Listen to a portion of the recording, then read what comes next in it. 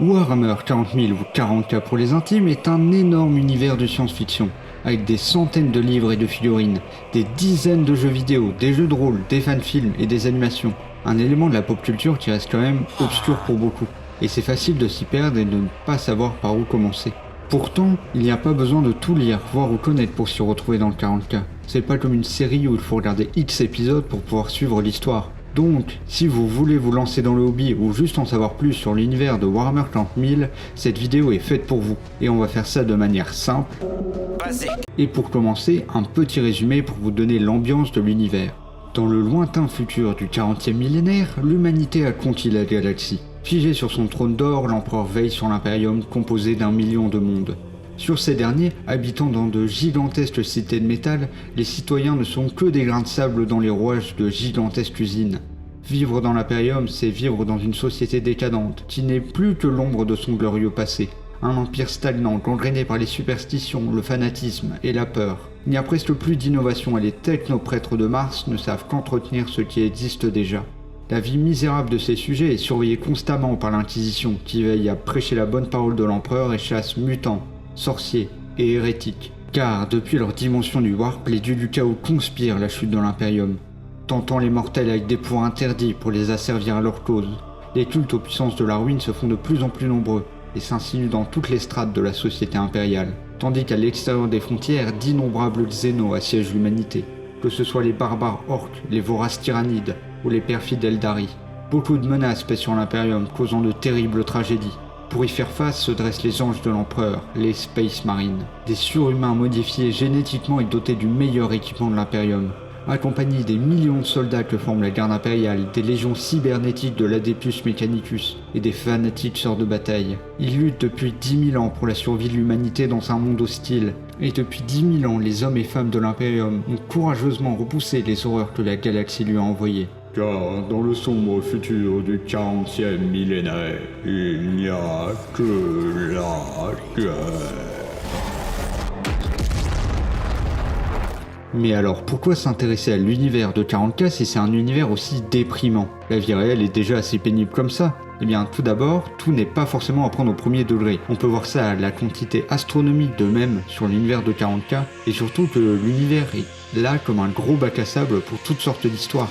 Car tout est tellement vaste et exagéré, au point de certaines fois du ridicule, que quasiment tout est possible. Des loups-garous vikings de l'espace à une armée de Rambo. Et ce n'est pas que des histoires sombres de guerre permanente. L'univers est tellement vaste que vous trouverez sûrement quelque chose qui vous plaira. Vous voulez de la comédie? Regardez chez les orques et leur pouvoir de l'imagination. Vous cherchez de la tragédie? Regardez les Résidorus. Vous préférez de l'épique et des barouds d'honneur? Regardez le siège d'Elsrich. De l'enquête et du thriller?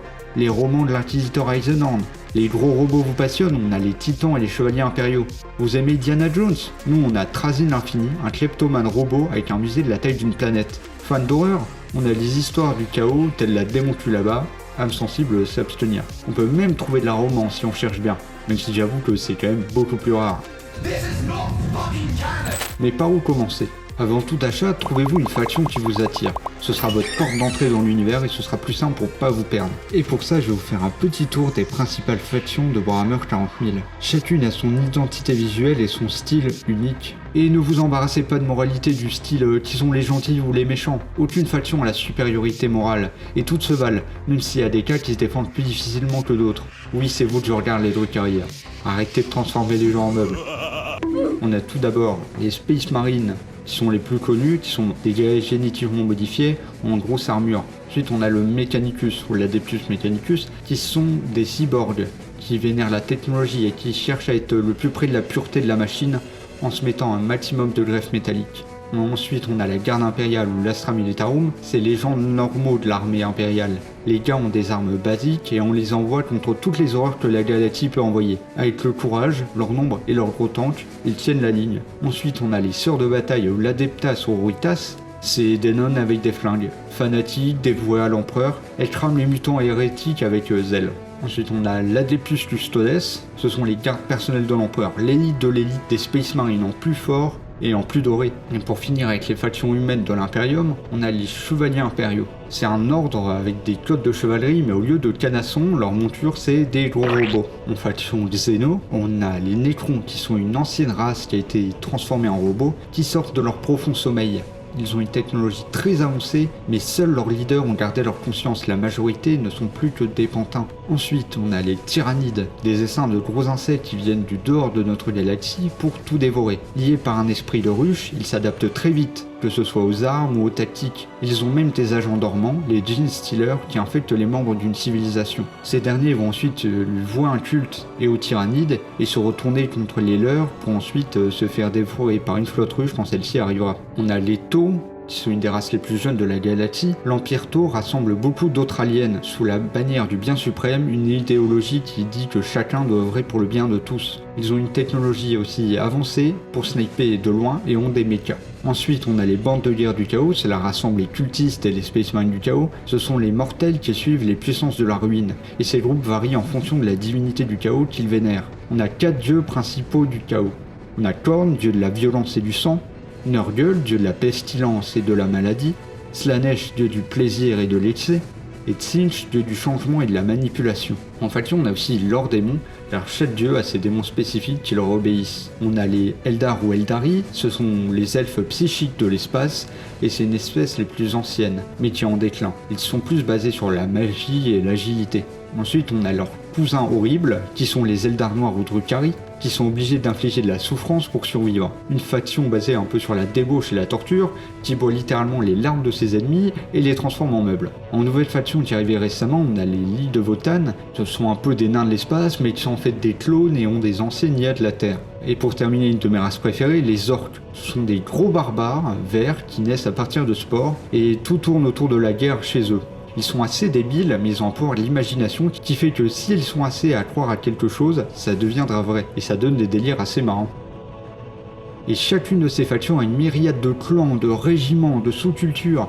Cette diversité fait que vous allez sûrement trouver au moins une sous-faction qui vous intéresse un peu. Une fois que vous avez trouvé une faction qui vous intéresse, renseignez-vous dessus avant de plus approfondir dans l'or et de vous immerger dedans. Pour en savoir plus, il y a les wikis comme la très grosse encyclopédie en ligne de 40K, l'Omnis Bibliotheca qui est en français et qui est super cool. Et ensuite, avec les clés de compréhension en main de votre faction, vous pouvez vous plonger dans les romans sans crainte et acheter des figurines si le cœur vous en dit. Si vous n'êtes pas fan de lecture, on a la chance d'avoir pléthore de chaînes qui racontent le lore, chacune à leur manière. Je vous mets tous les liens vers leur chaîne en description et je vous invite à aller les découvrir. Je vais pas toutes vous les présenter, ça prendrait des plombes. Si j'en oublie, n'hésitez pas à me le dire en commentaire. Quant à moi, je fais des résumés des factions à la base sur TikTok et le lien est en description si ça vous intéresse. Mais revenons à notre 40e millénaire. Si vous êtes plutôt jeux vidéo comme moi, il y en a de tous les types. Mais faites attention car il y a quand même beaucoup qui sont, génériques. En stratégie RTS, un des meilleurs et que je vous recommande chaudement, c'est le premier Dawn of War avec ses DLC. C'est pour moi le meilleur jeu de 40K qui représente le mieux l'univers. Rien que pour sa cinématique d'intro qui est juste épique.